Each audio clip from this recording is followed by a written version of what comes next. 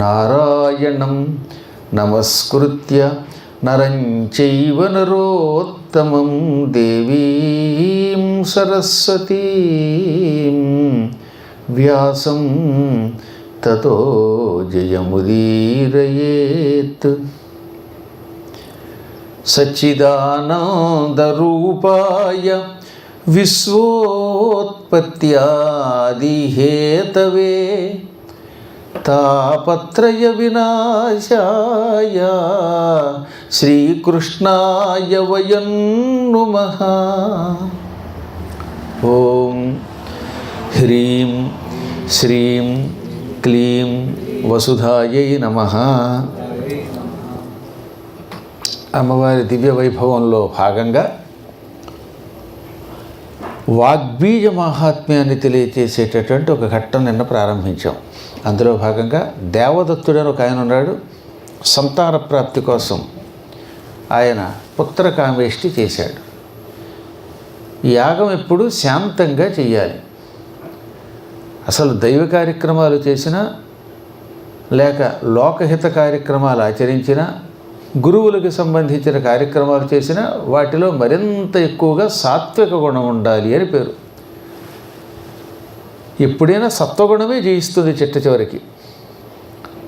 లోకములను దేనితో జయిస్తున్నావు నీవు అని విష్ణువుని ఒకప్పుడు నారదుడు అడిగితే నా సత్వగుణంతో జయిస్తున్నాను అన్నాడు ఆయన. సత్వగుణం అంటే ఏమిటి? రాగద్వేషాలకు అతీతంగా ఉండడం, సాధ్యమైనంత వరకు ప్రతి ప్రాణిని మంచి మాటలతో సరైన దారిలో పెట్టడం, వినకపోతే చంపి అవతల పారేయడం, ఇది సత్వగుణం అంటే. శిశుపాలుడున్నాడు, 100 తప్పులు చేసేదాకా క్షమించాడు. 100 తప్పులు దాకా క్షమించడం అంటే మాటలు కాదు కదా. ఆ తర్వాత మాట వినకపోతే చంపి నరికి పోగులు పెట్టాడు. అది సత్వగుణం అంటే. 100 తప్పులు ఉండవు, 100 తిట్లు కాదు. సినిమా వాళ్ళకి ఉందిలేండి, రకరకాల పిచ్చిలు ఎక్కువైపోయి ఒక తిట్టు తిడుతూ ఉంటే ఒక పక్కన పెట్టడం అన్నీ ఉట్టి కబుర్లు. తిట్లు తిట్టాలనుకుంటే ఎన్నో తిట్లు తిట్టాడు వాడు, 1,000,000 తిట్లు తిట్టాడు. తప్పులు అక్కడ. అలా భగవంతుడు సత్వగుణ ప్రశస్తుడు అంటే ఊరికే బొత్తిగా ఏ పని చేయకుండా తిడుతూ ఉన్నా పడుండడం, చవటలా పడుండడం కష్టమా? అసలు భగవంతుడు చెప్పింది ఏమిటి? ఒరే పరమ నీచాతి నీచులైన దుర్యోధనాదుల్ని చంపడమే నీ కర్తవ్యం అన్నాడు భగవద్గీతలో. పాపాత్ముల్ని సమయం వచ్చినప్పుడు ఓ బాంబే చంపేయాలి. అలాగని అనవసరంగా తగాదాకి వెళ్ళకూడదు. ప్రతి ప్రాణిని రాగము ద్వేషము ఈ రెంటికి అతీతంగా చూడగలగాలి. ఆయన దగ్గరికి వచ్చినప్పుడు ఎవడ భక్తుడో మనకు తెలియదు, కానీ ఆయనకు అన్నీ తెలుసు. అందుకే సత్వగుణం యొక్క వివరం పూర్తిగా తెలియాలంటే భగవద్గీతలో గుణత్రయ విభాగ యోగాన్ని బాగా చదవాలి. సంస్కృతమును సంస్కారంతో గ్రహించి తెలుసుకోవాలి. లౌకిక ప్రాణులు రాసేటటువంటి అర్థములు వేరు, అలౌకిక ప్రాణులు రాసే అర్థం వేరు. ప్రతి శబ్దం అనేక అర్థాలు కలిగి ఉంటుంది. ఇప్పుడు ధర్మక్షేత్రే కురుక్షేత్రే అన్నాడు అనుకోండి, మనందరికీ అర్థమైంది ధర్మమునకు నిలయమైన కురుక్షేత్రమునందు, అంతవరకు అర్థమవుతుంది. కానీ ఒక జ్ఞాని చదివాడు ధర్మక్షేత్రే కురుక్షేత్రే అనగానే క్షేత్రే ధర్మకురు అని దానికి అర్థం తీసుకుని ప్రతి క్షేత్రమునందు ధర్మము చెయ్యి అని దానం చేసుకుంటూ వెళ్ళిపోయాడు. కాబట్టి ఒకే శ్లోకంలో ఎన్నో అర్థాలు ఉంటాయి. క్షేత్రే అంటే ప్రతి క్షేత్రమునందు, ధర్మ కురు, ధర్మశబ్దం నపుంసకలింగం కూడా ఉంది కాబట్టి ఇక్కడ ధర్మ అని ఉండదు కాబట్టి ధర్మకురు అంటే ధర్మమును చెయ్యము అని వెంటనే చేయగలిగాడు ఆయన. అంటే అది ఒక లెవెల్, ఒక స్థాయి. అందువల్ల అక్కడ కనపడుతున్నటువంటి అర్థమును నీవు అర్థం చేసుకోవాలంటే నీ జీవితంలో మహాతపస్సు చేసినవాడు అయి ఉండాలి. ఇప్పుడు 1000 వేదములు చదివినారా అనే మోక్షం ఒక్క భాగవతంలో వస్తుందంటే వేదాలని పనికిమాలమని అక్కడ అర్థం. వేదములకు అధిష్టాన దేవత పరమాత్మ, ఆయన పేరే వేదమూలుడు అని. వేదోఖిలో అఖిల వేద అంటే సమస్తమైన వేదములు అని అర్థం. ఖిలము అంటే కొరత, అఖిలము అంటే కొరత లేకుండా అనగా సంపూర్ణముగా వేద, వేదమే ధర్మమూలము, ధర్మమునకు మూలం. ఆ స్టేజ్ మీద రాసి ఉంది చూడండి ఒకసారి. వేదోఖిలో ధర్మమూలమును ఉందా లేదా? అఖిల వేద అంటే విడిచిపెట్టకుండా కొరత లేకుండా ఉన్న వేదము, సంపూర్ణ వేదము, ధర్మమునకు మూలము. ఆయన పేరే వేదస్వరూపుడు, వేదపురుషుడు, వేద రక్షకుడు. అటువంటి ఆయన ఎవర్రా వేదాలు చదవక్కర్లేకుండా మోక్షం పొందుతారని నేను చెప్పలే. అక్కడ అంతరార్థం ఏంటంటే 1000 వేదములు చదవడం వల్ల వచ్చే శక్తి కేవలం భగవంతుని యొక్క కథలు వినడం ద్వారా వస్తుందని భాగవత కథ యొక్క మహిమ చెప్పడం ఉద్దేశం. భాగవతం వేదస్వరూపం అని చెప్పడం. ఈ అజ్ఞానులకి తెలియకపోవటం వల్ల ఓహో ఫలానా ఆయన అసలు వేదం వద్దన్నాడు అనడం. అలాగే సత్యసాయిబాబా వారు ఒక సందర్భంలో ఒరే పిచ్చాడా, కేవలం మంత్రం వల్ల ఉపయోగం లేదురా, ఆ మంత్రమును అనుష్ఠానం చెయ్యండి అంటే దాని మంత్రం యొక్క తత్వం తెలుసుకోండి అంటే అసలు మంత్రం వద్దని చెప్పడం మొదలెట్టారు పిచ్చాడు. ఆయన మంత్రం వద్దని లేదు సుమా, ఆయన చెప్పింది ఏమిటి, మంత్రం అంటే మీరు ఊరికే కూర్చొని ఏ పని చేయకుండా పొద్దున సాయంకాలం దాకా అలా నిష్క్రియగా ఉండొద్దని చెప్పడం. అది అర్థం కాదు. అందుకే అజ్ఞానులకి సరిగ్గా చెప్పకపోతే కూడా కొన్ని కొంపలు మునిగిపోయే ప్రమాదం వచ్చేది ఉందన్నమాట. ఇవన్నీ దృష్టిలో పెట్టుకుని కార్యక్రమములు చేస్తున్నప్పుడు సత్వగుణముతో శాంతముగా చెయ్యాలి అని దేవదత్తుని కథ మనకి చెబుతున్నది. ఒక్క క్షణం సంయమనం కోల్పోతే ప్రతి జీవి జీవితంలో సర్వనాశనం అయిపోతాడు. కాకపోతే స్థాయిలో ఉన్నవాడి కోపం ఎక్కువ ప్రమాదం తెచ్చిపెడుతుంది. మూర్ఖుడి కోపం కంటే, మూర్ఖుడి యొక్క మూర్ఖత్వం కంటే హై లెవెల్లో ఉన్నవాడి మూర్ఖత్వం ప్రమాదం తెస్తుంది. ఓ సామాన్యుడు కోపగిస్తే మహా అయితే వాడికి ఏమవుతుంది, 2 దెబ్బలు కొడతారు, వదిలేస్తారు. అదే ఒక దేశానికి అధ్యక్షుడు ఉన్నవాడు కనుక పిచ్చి పిచ్చి నిర్ణయాలు తీసుకుంటే దేశం నాశనం అయిపోతుంది. రావణాసురుడు చేసిన పాపం లంకని నాశనం చేసింది. అదే ఒక కుర్రకుంక రాక్షసుడు చేసిన పాపం వాణ్ణి మాత్రమే చంపుతుంది.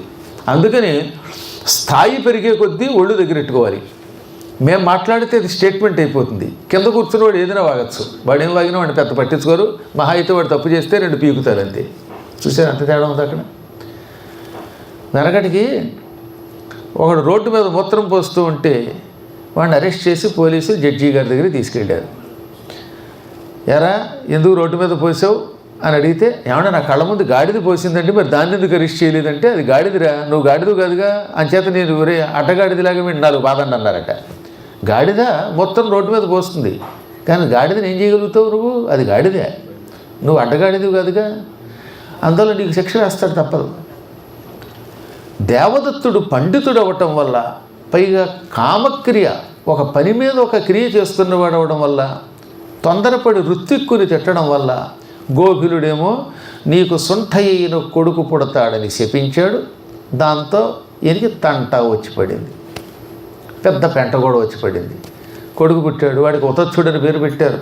వాడు ఎందుకు పనికిరాకుండా అయిపోయాడు. వాడు ఇల్లు వదిలిపెట్టి చివరికి హరిద్వారం చేరాడు.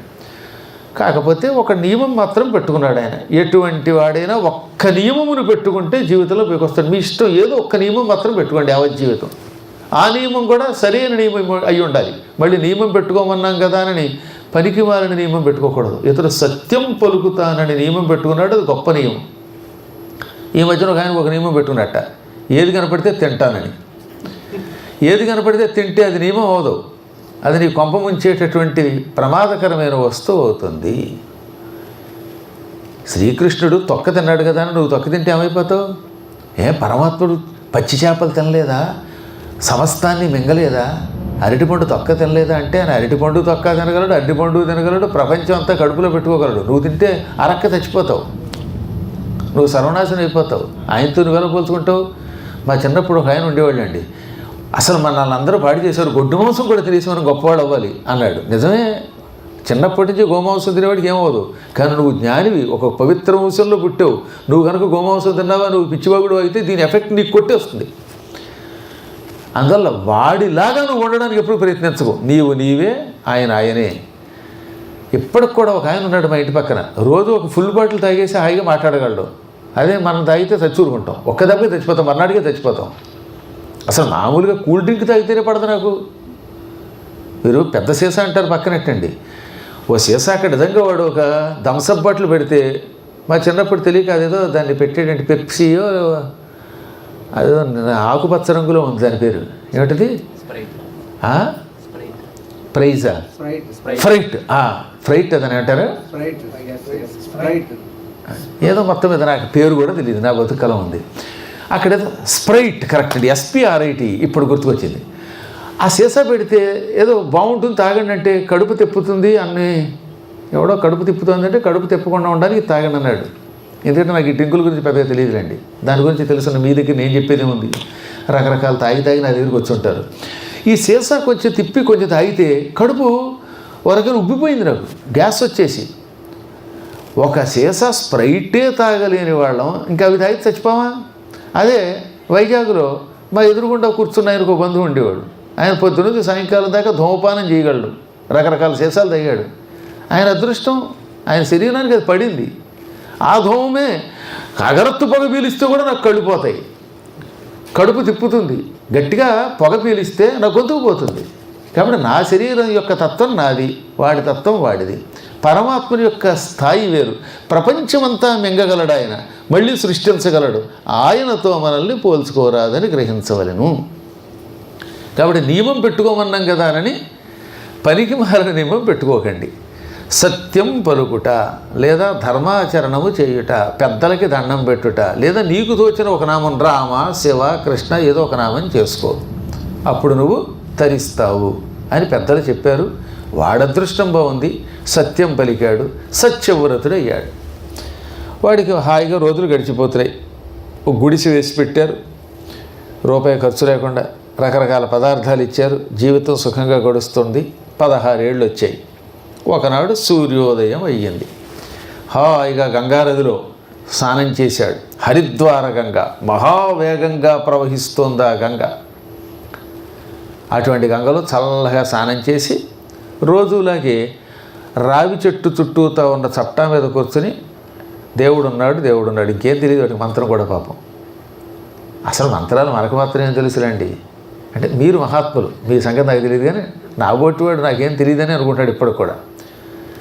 ఆదిశంకర గురువు కంటే జగద్గురువని ప్రసిద్ధికెక్కి సమస్త లోకాలలో ధర్మం అంటే ఇది అని చాటిన మహానుభావుడు ఆదిశంకరాచార్యులు వారి కంటే పండితుడు, మంత్రవేత్త మరొకడు ఎవడో లేడు, ఉంటాడు అని అనుకుంటే అది భ్రమ. అందుకే ఆయన ఆ స్థాయికి వెళ్ళాడు. ఏ గురువులో అయినా ఏదో లోపం ఉంటుంది. కొందరికి విష్ణు అంటే ద్వేషం, కొందరికి శివుడు అంటే ద్వేషం. శివుడిని తిట్టి విష్ణువుని పూజిస్తారు, విష్ణువుని తిట్టి శివుడిని పూజిస్తారు.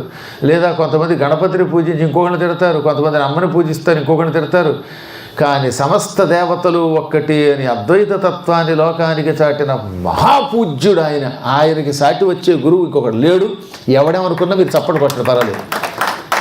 భేదబుద్ధి కలిగినటువంటి వాడు జగద్గురువు ఎవరు? ఏ భేదభావము లేనివాడు జగద్గురువు అవుతాడు. కృష్ణుడు ఎందుకు జగద్గురువు అయ్యాడు అనుకుంటున్నారు? అన్నీ నేనేం చెప్పాడు కనుక. యద్యద్విభూతి మత్సర్వం తత్తదూర్జితమేవవా అన్నాడు ఆయన. ఎవరెవరిలో ఏ ఏ శక్తులుంటే అవన్నీ నేనే అన్నాడు ఆయన. ఆయన ఎంతో బాగా దశమోధ్యాయంలో భగవద్గీతలో నేనే సమస్తం అన్నాడు. ప్రహ్లాదశ్చాపి దైత్యానాం, రాక్షసులలో ప్రహ్లాదుణ్ణి నేను. మృగాణాంచ మృగేంద్రోహం, జంతువులలో సింహాన్ని నేను. వైనతేయశ్చ పక్షిణాం, పక్షులలో గరుత్మంతుణ్ణి నేను. రుద్రాణం శంకరశ్చాహం అన్నాడు. రుద్రులలో శివుణ్ణి నేనే, శంకరుణ్ణి నేనే అన్నాడు ఆయన. ఇలా ప్రతి ప్రాణి ఆయన. కవులలో సాక్షాత్తు శుక్రాచార్యుణ్ణి నేను. జ్ఞానం కలిగిన వాళ్ళలో బృహస్పతిని నేను. ఈ విధంగా ప్రతి ప్రాణిలో ఉన్న శక్తి నాది. ఈ స్థాయి తెలియాలి మనకి. అందుకే కృష్ణుడిని జగద్గురువు అన్నారు. మళ్ళీ ఆ తర్వాత ఆ శబ్దాన్ని పొందగలిగిన అర్హత శంకరుడికి ఎందుకుందంటే ఆయన గణపతిలో విష్ణువును చూశాడు, అమ్మవారిలో విష్ణువును చూశాడు, శివుడిలో విష్ణువును చూశాడు, విష్ణువులో వీళ్ళందరినీ చూశాడు, సుబ్రహ్మణ్య స్వామిలో విష్ణువును చూశాడు, విష్ణువులో సుబ్రహ్మణ్య స్వామిని చూశాడు. అనేక అవతారాలు, అనేక రూపాలు ఇవన్నీ చూపి చివరికి చిదానంద రూపం శివోహం శివోహం అన్నాడు ఆయన. ఒరే ఇవన్నీ కాదు, చివరికి నేనే శివుణ్ణి, చిదానంద రూపుణ్ణి నేను. చిత్తు చైతన్యమనే ఆనంద రూపం నాదే. ఈ సమస్త లోకాలలో వ్యాపించిన దాన్ని చైతన్యము అంటారు, కదలిక అంటారు. ఈ కదిలే దివ్యశక్తి ఆనందాన్ని ప్రసాదిస్తుంది. ఆ ఆనంద స్వరూపిణి నేనెవరు అంటే నేను మనిషిని కాదు, దేవతని కాదు, దెయ్యాన్ని కాదు, ఏది కాదు, ఆనంద స్వరూపుణ్ణి. ఈ పంచభూతాల్లో ఉన్నాను, పంచభూతాలకు అతీతంగా ఉంటాను, అంతటా వ్యాపించి ఉంటాను, మళ్ళీ ఏమీ లేకుండా ఉంటాను. కొండలో ఉన్నప్పుడు ఘటాకాశము అవుతుంది. అది కొండ పగిలిపోతే ఇది మళ్ళీ ఆకాశంలో కలిసిపోతుంది. ఒకసారి చూడండి, మీరు ఎప్పుడైనా కుండ నిండా నీళ్లు పోయండి, ఆకాశం దగ్గర పెట్టండి, ఆకాశం అందులో కనపడుతోంది. అందుకని పిచ్చాడు ఇదే ఆకాశం అంటాడా? ప్రస్తుతం ఆకాశం నీడగా ఇందులో కనపడుతోంది. కొండ ఉన్నంతకాలం, కొండలో నీరు ఉన్నంతకాలం ఆకాశం ఇందులో కనపడుతుంది. కొండ పగిలిపోతే, నీరు పోతే మళ్ళీ ఆకాశం పైన ఉంటుంది, ఏముండదు ఇక్కడ. అందుకని ఘటాకాశము పటాకాశము అంటారు. అటువంటి స్థితికి వెళ్ళినవాడు సర్వవ్యాపకుడైన పరమాత్మలో కలిసిపోతాడు. కృష్ణుల్లో కలిసిపోయిన వాళ్ళు లేరు ఎంతోమంది. అలాగే కలిసిపోయి చివరికి ఆయన అయిపోతాడని చెప్పిన మహాత్ముడు అటువంటి శంకరుడే నాకేమీ తెలియదంటే, ఇవాళ ఈ కలియుగంలో మానవులు ఏదో 2 పుస్తకాలు చదివి నేను మహాపండితుడిని, దేన్నైనా సమన్వయం చేయగలను, ఏదైనా చెప్పగలుగుతాను, నన్ను మించిన వాడు లేడంటున్నాడంటే వాడు ఎంత అజ్ఞానం ఒకసారి ఆలోచించండి. నమంత్రం నో యంత్రం తదపి చ నజానే స్తుతిమహో నచాహ్వానం ధ్యానం తదపి చ నజానే స్తుతి కథాః నజానే ముద్రాస్తే తదపి చ నజానే విలపనం పరం జానే మాతః త్వదనుసరణం క్లేశహరణం అని అపరాధ క్షమార్పణ స్తోత్రంలో శంకరుడు రాశాడు. ఏమని? అమ్మా జగన్మాత, నాకు మంత్రం అనుష్ఠానం చెయ్యాలి, జపం చెయ్యాలని కోరికున్నది. కానీ నేను మంత్రము నెరగను, నాకు మంత్రం తెలియదు. ఏది 7 కోట్ల మహామంత్రములను లోకానికి అందించిన ఆయనట నాకు మంత్రం రాదంటున్నాడు. పోనీ శ్రీచక్ర యంత్రం వంటి ఎన్నో యంత్రాలు ఉన్నాయే, ఈ యంత్రములను తయారు చేయటం, పూజించటం వచ్చా అంటే అది రాదు అన్నాడు. ఏది కంచిలో శ్రీచక్ర యంత్రం స్థాపించిన పుణ్యాత్ముడు, తిరుపతి వెళ్ళి యంత్ర ప్రతిష్ఠ చేసినవాడు, లహోబలం వెళ్ళి యంత్ర ప్రతిష్ఠ చేసినవాడు, ఇన్ని యంత్రములు అందించిన ఆయన నాకు యంత్రము రాదు. తదపి చ నజానే స్తుతి కథాః, నాకు నిన్ను స్తోత్రం చేయటానికి ఆ విధానము తెలియదు, నీ స్తోత్ర కథలు తెలియవు, ఆహ్వానం చేయడం తెలియదు. ఎప్పుడైనా భగవంతుడిని పూజించేటప్పుడు ఆవాహయామి అని ఆవాహనం సమర్పించి ఆహ్వానించి అందులో కూర్చోబెట్టాలి. ఆవాహనం తెలియదంటాడు ఆయన. ధ్యానం తెలియదు. పోనీ ఇంకేం తెలుసు? స్తోత్రం చేయటమూ రాదు. ఏమీ తెలియకపోతే ఇంకేమొచ్చు అంటావేమో. నాకు తెలిసింది ఒకటి, త్వదనుసరణం క్లేశహరణం, నువ్వు ఉన్నావని నమ్మి నీ వెంట పడడం మాత్రం తెలుసు అన్నాడు ఆయన. మంత్రం తెలియదు, తంత్రం తెలియదు, పురాణములు తెలియవు, స్తోత్ర కథలు తెలియవు, ఆహ్వానం తెలియదు, ధ్యానం తెలియదు. 24 ముద్రలు ఉన్నాయి గాయత్రి మంత్రానికి, ఈ ముద్రలు తెలియవు. అసలు ఈ ముద్రలు లేకుండా గాయత్రి చేయకూడదని శాస్త్రం. అందువల్ల ఎప్పుడూ కూడా గాయత్రి మంత్రాన్ని అనుష్ఠానం చేసేటప్పుడు వరసగా అనేకములైన 24 ముద్రలు చేసి చిట్ట చివరన 24 ముద్ర వై గాయత్ర్యా సుప్రతిష్ఠిత ఇతి ముద్ర నజానాతి గాయత్రి నిష్ఫలా భవేత్ అని మంత్రశాస్త్రం చెబుతున్నది. 24 ముద్రలలో గాయత్రీ దేవత ఉన్నది. ఈ ముద్రలు తెలియకపోతే సంపూర్ణముగా గాయత్రీ మంత్ర అనుష్ఠానం వల్ల వచ్చే ఫలితం రాదు. సుముఖం, సంపుటం అన్నీ నేను ఇప్పుడు చెప్పడం సమయం పడుతుంది కాబట్టి ద్విముఖం, త్రిముఖం, చతుర్ముఖం, పంచముఖం, షణ్ముఖం, అధోముఖం, వ్యాప్యకాంజలికం, శకటం, యమపాశం, గ్రథితం, సన్ముఖోన్ముఖం, ప్రలంబం, ముష్టికం, మత్స్య, కూర్మ, వరాహకం, సింహాక్రాంతం, మహాక్రాంతం, ముద్గరం, పల్లవం తథా 24 ముద్ర వై గాయత్ర్యా సుప్రతిష్ఠ. ఈ విధంగా 24 ముద్రలు ఉన్నాయి. అలాగే అమ్మవారి దగ్గరికి వెళ్ళినప్పుడు అమ్మని తొందరగా ప్రసన్నం చేసుకోవాలంటే నమస్కార ముద్ర అని ఒక ముద్ర ఉంటుంది. దానికే మృగీ ముద్ర. ఈ వేళ్ళు ఇలా కలిపి శిరస్సును పెడితే దానికి మృగీ ముద్ర. ఇది ప్రదర్శిస్తే శ్రీచక్రంలో ఉన్న ఉపాసనా దేవత ఈ నమస్కారములకు తక్షణం ప్రసన్నురాలి అనుగ్రహిస్తుంది. ఇలా చాలా ఉన్నాయి భంగిమలు.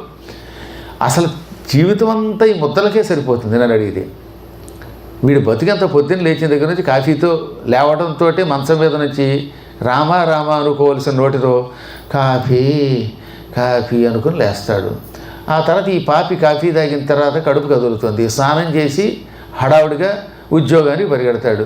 ఈ ఉద్యోగానికి పరిగెడేలోపు ఆ దిక్కుమాల తువ్వాలు ఒకటి కట్టుకుంటాడు. దాంతో దండం పెట్టి గడిపోతాడు. ఏదో కొంతమంది అదేనే చేస్తారు, కొంత అది చేయటం లేదు.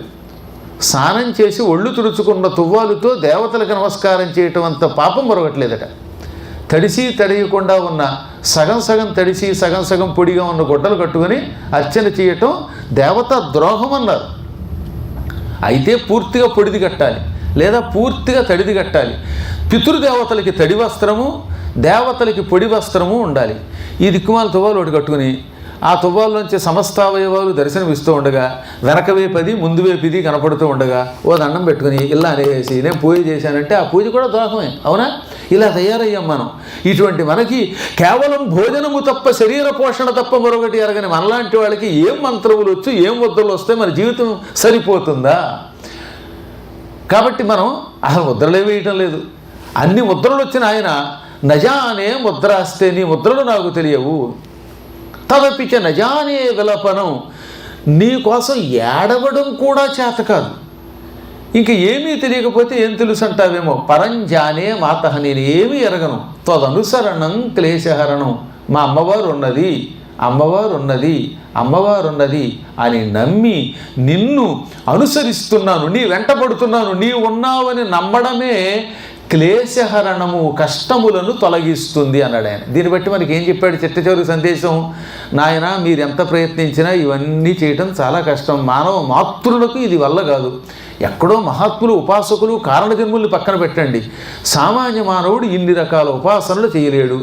అయినా ఉపాసన చేయటం వల్ల వచ్చే ఫలితం పొందాలంటే ఏమి చెయ్యాలి? అమ్మవారు ఉందని ఒక నమ్మకంతో ఒక దండం పెట్టండి చాలు. ఇది పెద్ద కష్టమా? అమ్మ ఉన్నది, ఆమె నన్ను కాపాడుతుంది అని నమ్ము. అమ్మ అమ్మ అనుకో, అప్పుడు నిన్ను బొమ్మగా మార్చి తన దగ్గర అట్టే పెట్టుకుంటుంది, కాపాడుతుంది. ఎంత అద్భుతంగా చెప్పాడండి ఆయన. అందుకని జ్ఞానులు ఏం చేస్తారన్నమాట, మాకేమీ తెలియకపోయినా పర్వాలేదు, మంత్రం సంకల్పం తెలియదు, అయినా స్నానం చేసి కూర్చొని అమ్మ ఉన్నది అని నమ్ముకుంటున్నామని మనసును అనుకుంటారు. ఈ సత్యవ్రతుడు సత్యం పలకడం అనే ఒకే ఒక నియమం పెట్టుకోవటం వల్ల వాడికి తెలియకుండానే, ఏ మంత్రము జపము చెయ్యకుండానే అమ్మ ఉన్నది అనుకుని మనస్సులో అనుకుని అమ్మవారి అనుగ్రహం పొందాడు. అందుకే పురాణములు వినాలి. దీని ద్వారా సులభోపాయములు మనకి తెలుస్తాయి. అప్పుడప్పుడు మిమ్మల్ని అందరూ భయపెడతారు, నువ్వు అలా చేస్తావు ఇలా చేస్తావు నాశనం అయిపోతావు. ఏం భయపడకండి, మీకు ఏం తెలియకపోవడం వల్ల లాభం ఎక్కువ ఉంది, తెలిస్తే కష్టాలు ఎక్కువ ఉన్నాయి. ఏమీ తెలియని వాడికి ఎక్కువ లాభం. నాకేమీ తెలియదు అనొచ్చు. నేను ఇంటర్వ్యూకి వెళ్ళాను, వ్యవసాయ ఇంటర్వ్యూకి, ఎప్పుడో 2006లో. ఎవరు పిలిచారు ఏమిటి 100 ప్రశ్నలు వేశాడు. అదే మా ఇల్లాలు ఇంటర్వ్యూకి వెళ్ళింది, ఆవిడకి ఏ ప్రశ్న లేదు. ఎందుకు పెడుతున్నావు? నాకు అనవసరం అండి, మా ఆయనతో పెడుతున్నాను, మీరు వ్యవసాయిస్తే ఆయనతో పెడతాను, లేదా ఇంట్లో కూర్చుంటాను. ఎవరు పిలిచారు? నాకు అనవసరం, ఆయనతో పెడుతున్నాను, అన్నిటికీ ఐ ఫాలో హిమ్ అంతే. వాడు పకపకానవి వెంటనే ఇచ్చేసాడు వేసా. ఇండియన్లో ఈ ఆడవాళ్లలో భారతీయ స్త్రీలలో పతివ్రతలు ఉన్నారు, మీరే నిజమైన పతివ్రత పట్టుకున్నాడు. 10 ఏళ్ళకు వేసా ఇచ్చాడు. ఎప్పుడో మాట ఇది, పాతకాలం నాటి మాట. అలాగా ఎప్పుడైనా ఏమీ తెలియదు, మా ఆయన వెనకాతలు పెడుతున్నానండి, అంత లాభం వచ్చింది వాడికి. అదే పిచ్చి ప్రశ్న వేసి, నా దగ్గర ఎఫ్డీలు ఉన్నాయండి, అక్కడ ఎవరైనా పిలిస్తే ఖర్చు పెడతానండి అంటే వెరిమొహం వేసుకుని ఇంటికి బాగుంటాడు వాడు. అలాగే భగవంతుడి దగ్గర నాకు అవ్వచ్చు ఇవ్వచ్చు అని మనం అహంకారం ప్రదర్శిస్తే మోక్షం పొందలేకపోవచ్చు. అదే నాకేమీ రాదు, అమ్మవారు ఉంది అంతే, అమ్మ ఉన్నది అంతే, అమ్మ ఉన్నది అంతే, ఇంతే అనుకోండి, ఈ జన్మలోనే ముక్తి పొందుతారు. అలా పొందినటువంటి వాళ్ళ చరిత్రలే పురాణములు. నిజంగా ఒకసారి ఆలోచిస్తే ఈ సత్యవ్రతుడి చరిత్ర మనకి ఒక సత్యం చెబుతున్నది. వాడేమో కేవలం అమ్మే ఉందన్నాడు. అదే భక్త కన్నప్ప ఏమన్నాడు? ఏమీ తెలియదు నాకు మంత్రం తెలియదు, తంత్రం తెలియదు, యంత్రం తెలియదు, నాకు తెలిసింది నువ్వు ఉన్నావు, ఏది పెడితే తింటావు అని పంది మాంసం పెట్టగలిగాడు. ఆయన పంది పెట్టాడని మీరు పంది పెట్టకండి. ఆయన పంది పెట్టగలడు, నంది పెట్టగలడు, అవసరమైతే కళ్ళు పీకి ఆయనకి ఇవ్వగలడు. మనం ఆయనను అనుసరించి పంది పెట్టినప్పుడు రేపు పొద్దున తేడా వస్తే కళ్ళు కూడా పీకి ఇవ్వగలగాలి. ఆ లెవెల్ మనకు లేదు కనుక ఆయనలా మనం పెట్టకూడదు అనమాట. అందుకే కొన్ని పాటలు అంటే నాకు చాలా ఇష్టం అనమాట. కాళహస్తీశ్వర మహాత్మ్యంలో పాతకాలంలో ఒక అద్భుతమైన పాట ఉందన్నమాట. మంత్రయుక్త పూజ చేయ మనసు కరుగునా, మంత్రయుక్త పూజ చేయ మనసు కరుగునా, మంత్రమో తంత్రమో ఎరుగనైతినే, మంత్రమో తంత్రమో ఎరుగనైతినే, నాదమేదో వేదమేదో కాననైతినే, వాదమేల పేద బాధ తీర్పరావయా స్వామి మహేశ పాప వినాశ కైలాసవాస ఈశ నిన్ను నమ్మినానురావా నీలకంధర. అది సుఖం, సర్వ శరణాగతి. అది మంత్రాలతో నిన్ను అర్చిద్దామంటే మంత్రం తెలియదు, తంత్రం తెలియదు, యంత్రం తెలియదు, ఏది నాదమో ఏది వేదమో తెలియదు, ఓంకారనాదమో తెలియదు, తద్వారా వచ్చే మంత్రముల యొక్క వేదస్వరూపము తెలియదు. కేవలం నువ్వు ఉన్నావని నమ్మాను అన్నాడు ఆయన. అటువంటి వాళ్ళని తొందరగా పట్టుకుపోతాడు పరమాత్మ. ఈతడు ఆ విధంగా అమ్మ ఉన్నది అని ధ్యానం చేసుకుంటూ ఏ మంత్రము సంకల్పము లేని సానంతో గట్టు మీద కూర్చున్నాడు. ఆ పూట ఏకాదశి.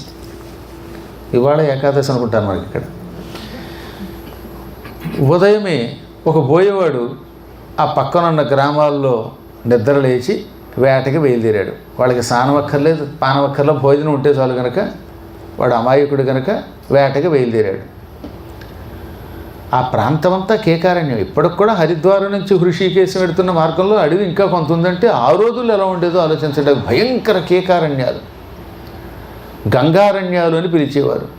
అటువంటి అడవిలో ఒక పక్కణం ఉన్నది. పక్కణము అంటే ట్రైబల్ విలేజ్ అని అర్థం అన్నమాట.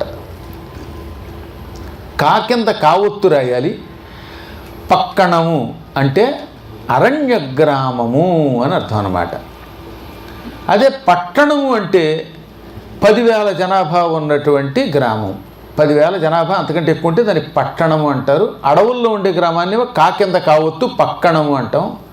నగరం అంటే ఆ రోజుల్లో 1,00,000 జనాభా దాటితే నగరం అనేవారు. మహానగరం అంటే 1,00,00,000 జనాభా దాటాలి. ఇలా వాటన్నిటికీ నియమాలు ఉన్నాయి. పల్లి, పక్కణము, పట్టణము, నగరము, మహానగరము, ఇలా ఆ రోజుల్లో కూడా మంచి అద్భుతమైనటువంటి విభజన ఉన్నది. అందులో ఈ అరణ్య గ్రామంలో ఈ పట్టణంలో ఓ బోయేవాడు ప్రొద్దుటే లేచి ఈ పూట ఏదైనా ఒక జంతువుని వేటాడి మాత్రమే ఇంటికి వస్తాను, నేను వచ్చేసరికల్లా పొయ్యి వెలిగించి నీళ్లు మరిగించు, మాంసం అందులో ఉడకబెట్టుకు తిందాం, మంచి ఉల్లికారం వేసుకు తిందాం అని పెళ్ళానికి చెప్పి బయలుదేరాడు. పాపం వాడి దగ్గర కొండంత విల్లు ఉన్నది, అమ్ములు కూడా ఉన్నాయి, బాణాలు కూడా ఉన్నాయి. అమ్ముల పొదిలో అందులో అర్ధచంద్రాకార బాణాలు కూడా ఉన్నాయి.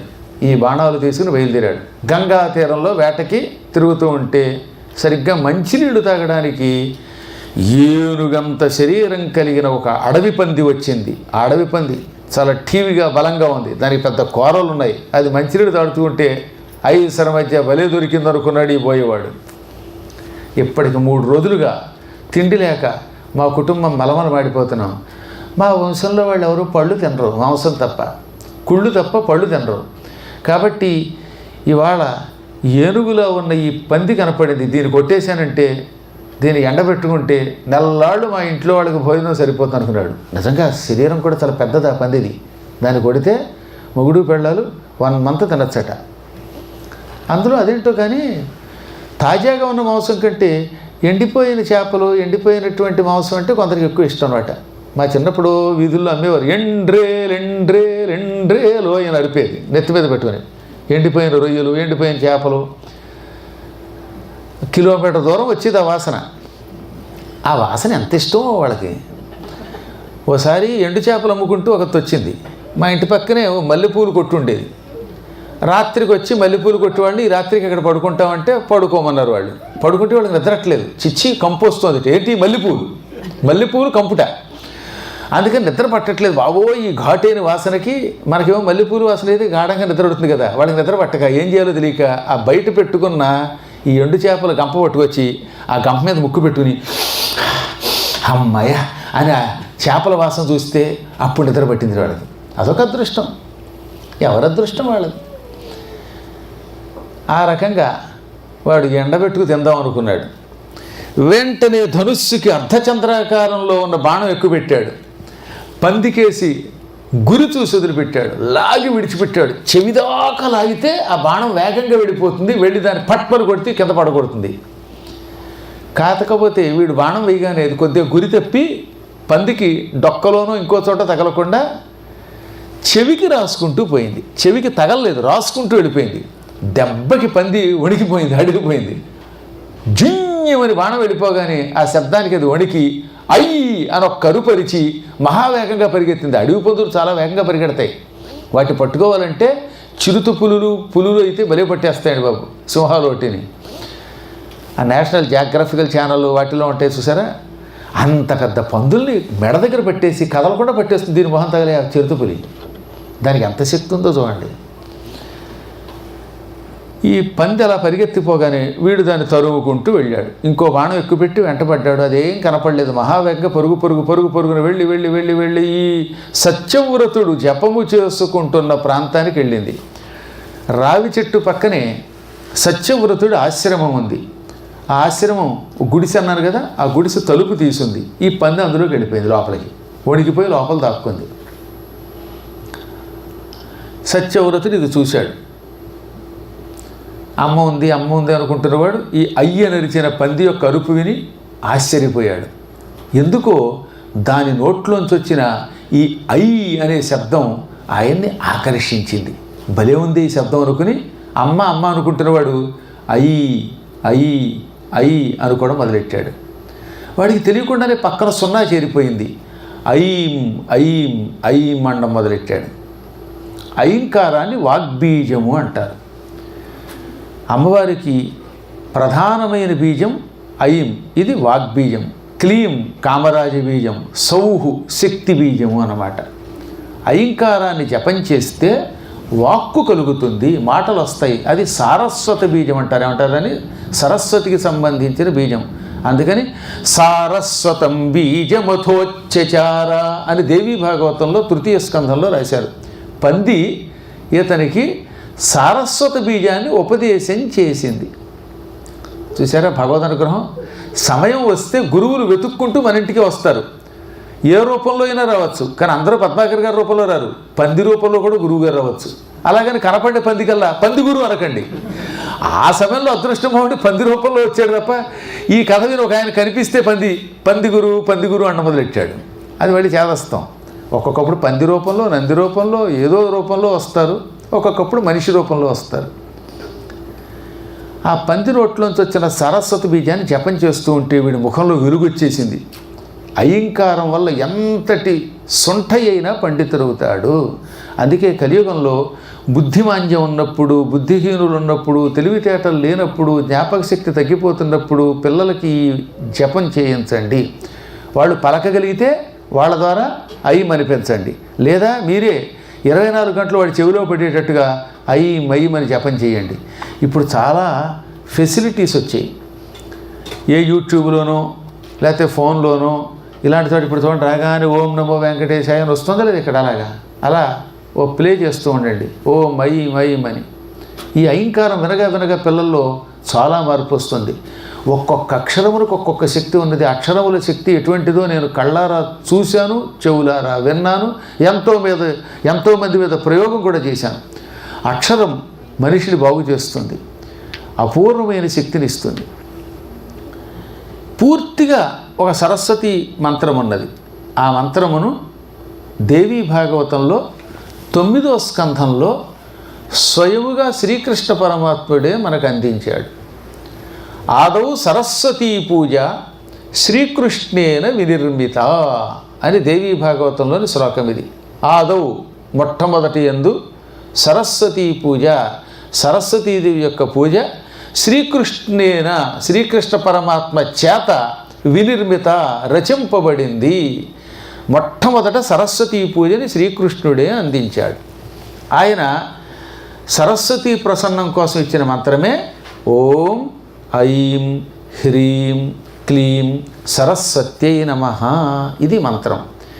ఈ మంత్రం అక్షరాలు చేసిన వాడు ఉన్నారు. ఐం హ్రీం క్లీం సరస్వత్యై నమః 9 అక్షరములు. ఓంకారంతో కలిస్తే 10 అక్షరాలు. అందువల్ల మా భక్తుల్లో చాలామంది 10 లక్షల జపం చేసి సరస్వతి యాగం కూడా చేసిన వాళ్ళు ఉన్నారు. వాళ్ళకి తెలియకుండానే దేవీ భాగవతం చదువుతున్నారు. ఇప్పుడు వాళ్ళ జీవితంలో భాగవతం చదవడమే కష్టం అనుకున్నవాడు ఇవాళ భాగవతాన్ని అప్పచెప్పగలుగుతున్నారంటే అది సరస్వతీదేవి యొక్క దివ్య కటాక్ష ప్రభావమే. అందువల్ల ఇలాంటి బీజములను పిల్లలకి ఇవ్వండి. నేను చదివిన సరస్వతి కవచం ఒకటి ఉన్నది. దేవీ భాగవతంలో శ్రీకృష్ణుడు సరస్వతి కవచాన్ని ఇచ్చాడు.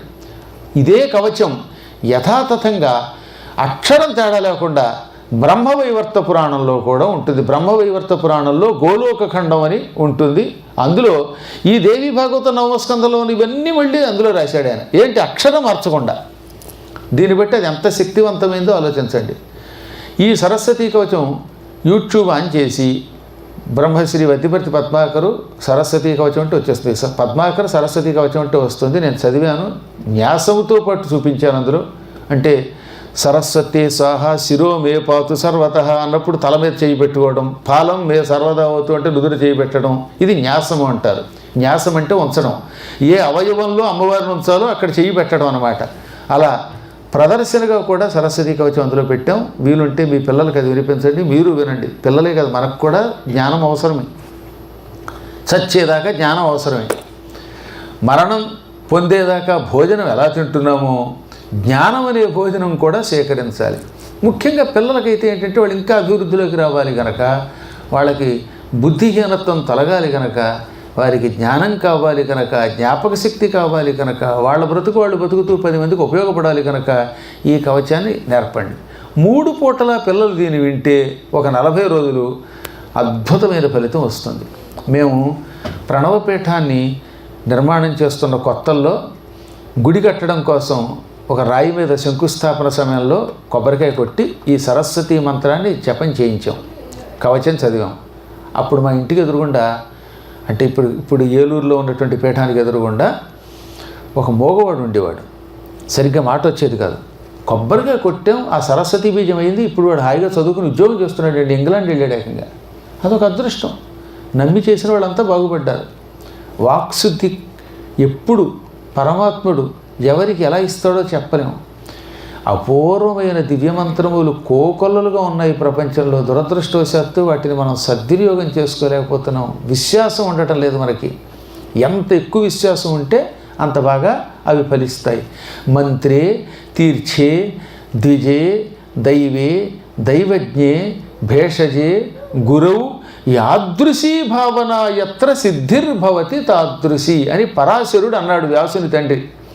మంత్రమునందు నీకు ఎంత ఎక్కువ నమ్మకం ఉంటే అంత బాగా అది పనిచేస్తుంది. ఇది మంత్రం, ఒక్క అక్షరమైన దాని యొక్క ప్రయోజనం ఉంటుంది అని ఐం ఐం అని చెప్పిస్తే శక్తి వస్తుంది. క్లీం అని చెప్పిస్తే కోరిన కోరికలు తీరుతాయి. క్లీంకారాన్ని కామరాజ బీజము అంటారు. క్లీం క్లీం క్లీం అనండి, కోరిన కోరికలు తీరుతాయి.